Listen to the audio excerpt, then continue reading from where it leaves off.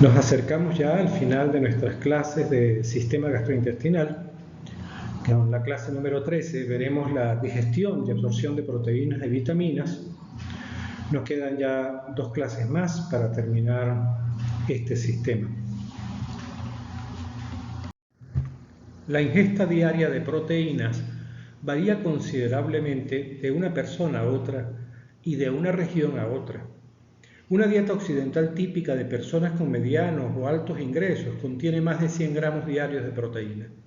A esta cantidad se agregan unos 40 gramos diarios de proteínas contenidas en las secreciones digestivas y en células que se desprenden del epitelio.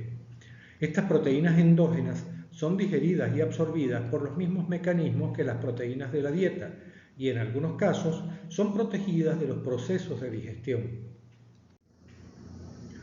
Hagamos ahora un breve recuento bioquímico. Las proteínas son polímeros de aminoácidos. Los aminoácidos contienen carbono, oxígeno, hidrógeno, nitrógeno y azufre. Las proteínas en los humanos contienen 20 tipos de aminoácidos, los cuales tienen un grupo carboxilo y un grupo amino, unidos a un mismo átomo de carbono que se conoce como carbono alfa. Este carbono se encuentra unido también a una cadena lateral simbolizada con la letra R. Los componentes y secuencia de esa cadena R los diferencia entre sí. 2 aminoácidos pueden unirse covalentemente mediante un enlace peptídico que se forma entre un grupo alfa-carboxilo de uno de los aminoácidos y el grupo alfa-amino del otro, con eliminación de una molécula de agua. El producto resultante es un péptido. Si 2 aminoácidos conforman el péptido, se denominan dipéptido. Si son 3, tripéptidos, y así sucesivamente. El organismo es capaz de producir glucosa a partir de las proteínas, en tanto que las proteínas no se pueden obtener a partir de otros nutrientes y deben ser obtenidas mediante el consumo de plantas o de otros animales.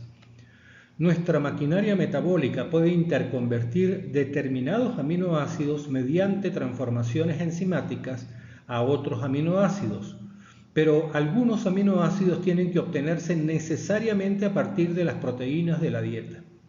Por ejemplo, podemos sintetizar el aminoácido arginina a partir de glutamato o asparagina a partir de aspartato, pero no podemos sintetizar leucina, valina o histidina. Los aminoácidos que no pueden ser sintetizados en el organismo y es necesario consumir son denominados esenciales. Pero bueno, todo esto ya lo saben por las clases de bioquímica. Solo hacemos un recordatorio. Como ya se habrán dado cuenta por las clases previas, el proceso general de digestión y absorción de nutrientes es la primera etapa en la utilización de proteínas, carbohidratos y lípidos. En esa primera etapa, los polímeros o moléculas complejas provenientes de la dieta son degradados a monómeros o moléculas más pequeñas y simples para ser absorbidos. Pero hay excepciones. Por ejemplo, el recién nacido absorbe proteínas intactas del calostro y de la leche animal por endocitosis. Este mecanismo de absorción desaparece hacia los 6 meses de edad. En los adultos, las proteínas son digeridas a tetrapéptidos, tripéptidos, bipéptidos y aminoácidos para que puedan ser absorbidos. Pero incluso en el adulto pueden absorberse pequeñas cantidades de proteínas no degradadas que determinan respuestas inmunes patológicas. En el proceso de digestión de las proteínas intervienen varias proteasas o peptidasas.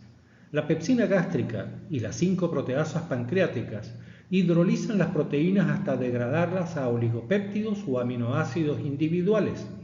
Esta digestión es luminal, tanto en el estómago como en el intestino delgado. La digestión luego continúa en el borde en cepillo de los enterocitos. Las peptidasas allí presentes hidrolizan progresivamente los oligopéptidos hasta aminoácidos. Los enterocitos absorben estos aminoácidos, pero también algunos oligopéptidos de pequeño tamaño, por acción de un cotransportador hidrogenión oligopéptido. Estos oligopéptidos son digeridos a aminoácidos por peptidasas presentes en el citoplasma del enterocito. Por lo tanto, el proceso de digestión de las proteínas hasta descomponerlas en aminoácidos que puedan pasar a la sangre ocurre por la acción de peptidasas presentes en la luja intestinal, en el borde en cepillo y en el citosol del enterocito.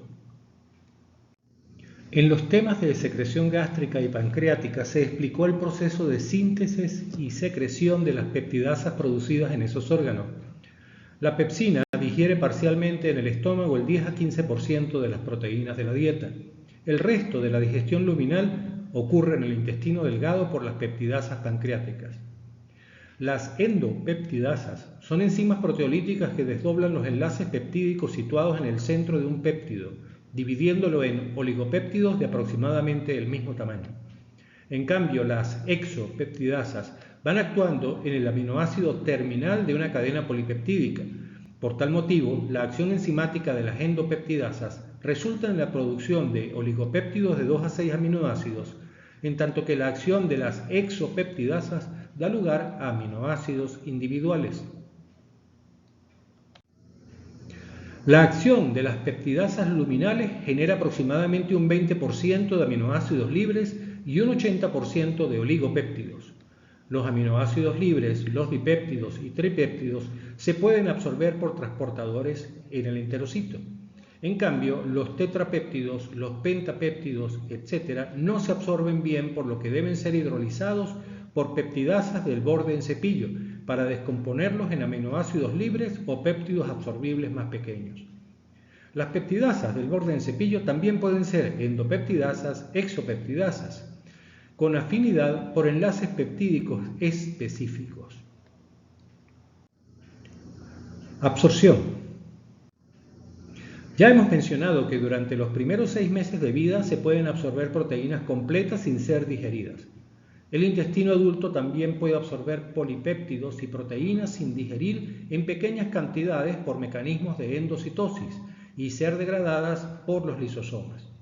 Otra vía por la que se pueden absorber proteínas intactas es a través de las células M, que están intercaladas entre los enterocitos sobre las placas de Peyer.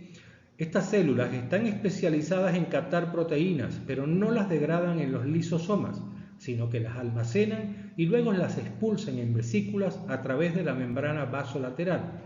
Allí son procesadas por células inmunocompetentes que las transfieren a los linfocitos para iniciar una respuesta inmunitaria.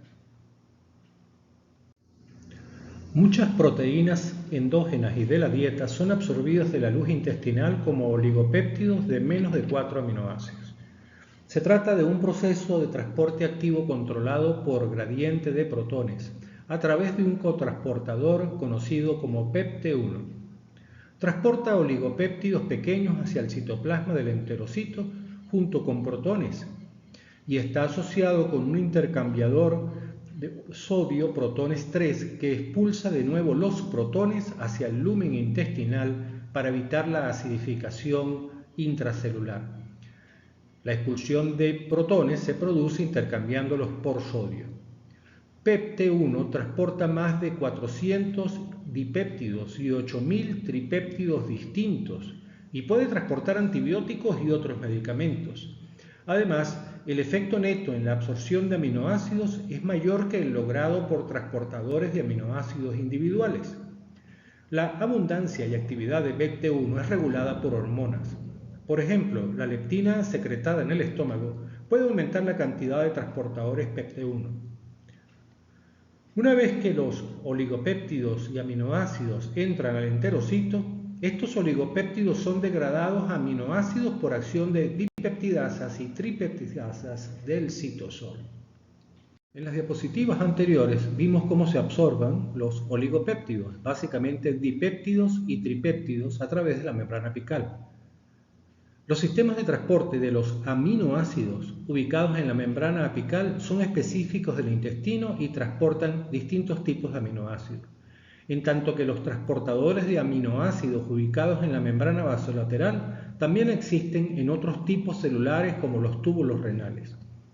La membrana apical tiene varios transportadores de aminoácidos. La mayoría funcionan de manera similar a los transportadores de glucosa, es decir, transportan aminoácidos en contra de un gradiente de concentración por medio de un gradiente de entrada de sodio, que a su vez es mantenido por la bomba sodio-potasio ubicado en la membrana vasolateral. No existe un transportador específico para cada aminoácido. Los distintos sistemas de transporte son capaces de mover grupos de aminoácidos bioquímicamente similares. El sistema de transporte de aminoácidos predominante en la membrana apical es el sistema B, que transporta aminoácidos neutros como glicina, alanina, valina y leucina. A diferencia de la mayoría de los transportadores que funcionan con un gradiente de sodio, están las proteínas PAT. Estas transportan cadenas de aminoácidos junto con un ion de hidrógeno. Varios aminoácidos, tales como el glutamato, la glutamina, el aspartato y la arginina, son metabolizados en los mismos enterocitos sin pasar a la sangre. El metabolismo de la glutamina en el enterocito tiene especial importancia porque es utilizada como fuente preferencial de energía para procesos de proliferación y diferenciación de las células epiteliales intestinales, para modular la respuesta al estrés y la respuesta inmune y para preservar la integridad de las proteínas presentes en las uniones estrechas. La mayor parte de la glutamina absorbida se metaboliza en el mismo intestino. Una gran cantidad de evidencia científica indica que la glutamina preserva la función de barrera intestinal y evita la permeabilidad a toxinas y patógenos en diversas condiciones donde hay lesión de la mucosa gastrointestinal. Aunque los aminoácidos son monómeros más pequeños que los oligopéptidos, estos últimos pueden ser absorbidos más rápido que los aminoácidos. Por ejemplo, al infundir una solución con dipéptidos constituidos por leucina y glicina y a la vez una solución de estos mismos aminoácidos por separado, pero en cantidades equimolares, los aminoácidos que forman dipéptidos se absorben más rápido.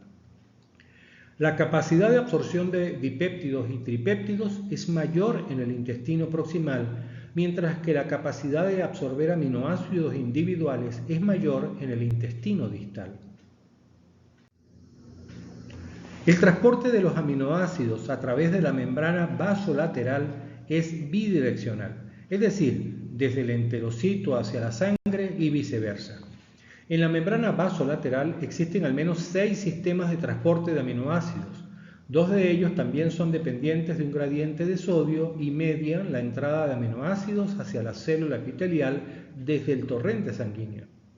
Por el contrario, los 3 sistemas de transporte de aminoácidos independientes de sodio median la salida de aminoácidos desde la célula epitelial hacia el torrente sanguíneo. Digestión y absorción de vitaminas. La solubilidad de las vitaminas determina los mecanismos de absorción intestinal. Las vitaminas liposolubles ocurre su absorción por las mismas vías del transporte de lípidos. En el caso de las vitaminas hidrosolubles, aplican procesos similares para la absorción de las hexosas y los aminoácidos. Es decir, los compuestos fuertemente ionizados o de alto peso molecular se absorben pobremente en comparación con los no ionizados o de bajo peso molecular. Luego de ingerirlas, las vitaminas liposolubles son separadas de otros compuestos por la acidez del jugo gástrico o mediante proteólisis. Luego, las carboxilasas ester hidrolasas del jugo pancreático rompen los enlaces éster y las liberan de los compuestos a las que están unidas. Al igual que pasa con otros derivados lipídicos, las vitaminas liposolubles se unen a otros productos lipídicos en gotitas emulsionadas, vesículas y micelas mixtas, que las transportan a la superficie del enterocito para ser captadas. Los enterocitos captan las vitaminas liposolubles por difusión simple o mediante transportadores. Luego de entrar al enterocito, las vitaminas liposolubles difunden al retículo endoplásmico liso unido a proteínas transportadoras. En el retículo endoplásmico liso, las vitaminas se asocian con kilomicrones nacientes, pasan al aparato de Golgi y de ahí salen en vesículas secretoras para ser transportadas a la linfa mediante exocitosis. Las vitaminas hidrosolubles son la vitamina C, B1 o tiamina, B2, B6, B12, niacina, biotina y ácido fólico. Algunas de estas vitaminas se absorben por difusión pasiva, pero existen sistemas especiales de transporte para tiamina, vitamina C, ácido fólico y vitamina B12. La principal fuente de vitamina C o ácido ascórbico son los vegetales verdes y las frutas. Intervienen en procesos oxidativos actuando como coenzima o como cofactor. Se absorbe principalmente por transporte activo a través de transportadores en la membrana del borde en cepillo, ya sea por transporte activo acoplado al sodio a través del transportador SBCT1 o a través de difusión facilitada mediante transportadores GLUT1 o GLUT3. Esta es la portada y una ilustración donde aparecen los resultados de uno de los primeros ensayos clínicos controlados en medicina. Su autor, James Lind, investigaba una enfermedad que aquejaba a los marineros que pasaban largos periodos en el mar. Lind escogió a 12 marineros que presentaban síntomas similares como debilidad general, gingivitis y hemorragias cutáneas. Los dividió en 6 parejas y los trató con 6 tipos de remedios que se habían sugerido para tratar dicha enfermedad. Por ejemplo, a un par de enfermos les dio sidra, a otro par les dio pasta de ajo y semillas de mostaza, a otros 2 vinagre y a un par le dio naranjas y limones. Al final de la primera semana, los que recibieron las frutas cítricas se encontraban bastante bien y cuidaban del resto de los enfermos. De esta manera, Lind encontró el remedio para una enfermedad por deficiencia de vitamina C, el escorbuto. La tiamina o vitamina B1 actúa como coenzima en diversas reacciones involucradas en el metabolismo energético, especialmente en el metabolismo de los carbohidratos. La tiamina puede provenir de los alimentos y de la microflora del intestino grueso. La absorción ocurre principalmente en el yeyuno cuando se encuentra en bajas concentraciones. En ese caso, la absorción ocurre por transporte activo saturable y específico, mientras que si está a concentraciones altas, la absorción ocurre por difusión pasiva, la cual es menos eficiente que el transporte activo. Se han identificado 2 transportadores, transportador humano de tiamina 1 y 2, o HTHTR1 y 2. El alcoholismo crónico produce deficiencia de tiamina por inhibición de la absorción intestinal. En la película El último samurái se recrea la revuelta samurái que en 1867 instituyó la figura de emperador en Japón.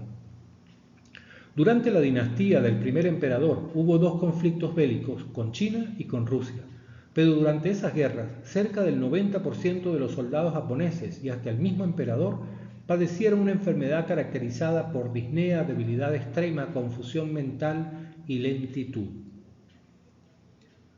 Iguales síntomas aquejaron a 219 enfermos hospitalizados en lo que para ese entonces se llamaba asilo para lunáticos, esta vez en Malasia. Allí trabajaba el doctor William Fletcher, quien decidió hacer otro ensayo caso control parecido al que hizo Lind con el escorbuto. Pero esta vez Fletcher formó 2 grupos. A un grupo lo alimentó con arroz sin cáscara y al otro le dio arroz con cáscara. El resultado fue que entre 120 pacientes alimentados con arroz sin cáscara ocurrieron 43 casos de la enfermedad. En cambio, entre los 123 pacientes alimentados con arroz con cáscara, solo hubo 2 casos. El doctor Fletcher concluyó que algún tóxico o microbio había en el arroz sin cáscara o que algún producto nutritivo faltaba en ese tipo de arroz. La enfermedad se llama beriberi y lo que faltaba era la tiamina. La principal función de la riboflavina es servir como precursora para coenzimas que intervienen en el metabolismo de los hidratos de carbono, aminoácidos y lípidos. Además tiene actividad antioxidante, participa en el metabolismo de diversos fármacos y en la conversión a sus formas activas del ácido fólico y la vitamina B6. Al igual que la tiamina, puede provenir de la alimentación o ser producida por la microflora bacteriana.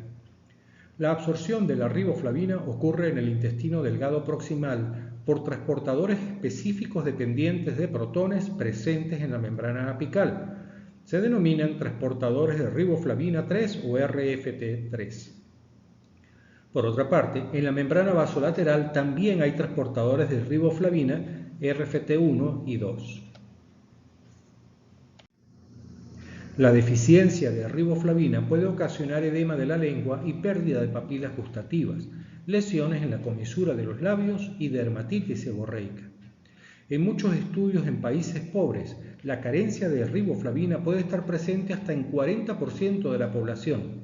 Afortunadamente, no provoca una enfermedad significativa. La piridoxina también actúa como cofactor de numerosas reacciones metabólicas en el metabolismo de hidratos de carbono, lípidos y proteínas. La vitamina B6 está ampliamente distribuida en los alimentos, con mayores concentraciones en las carnes, cereales integrales, vegetales y nueces. La microbiota colónica también produce piridoxina.